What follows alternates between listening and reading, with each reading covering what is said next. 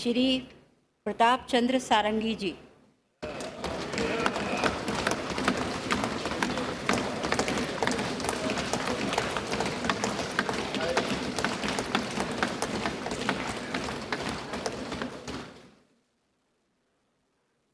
अहम प्रतापचंद्र षडंगी लोकसभायाः सदस्यत्वेन निर्वाचितः निश्चयेन परमेश्वरस्य नाम्ना सपे यदहं विधिना स्थापितं भारतस्य संविधानं प्रति सत्यां श्रद्धां निष्ठां च धारयिष्ये यदहं भारतस्य संपूर्ण प्रभुत्व संपन्नतां अखंडतां च रक्षिष्यामि तथा यत् पदं ग्रहीतुमहमुद्युतोऽस्मि तस्य कर्तव्यानि श्रद्धापूर्वकं निर्वक्ष्यामि।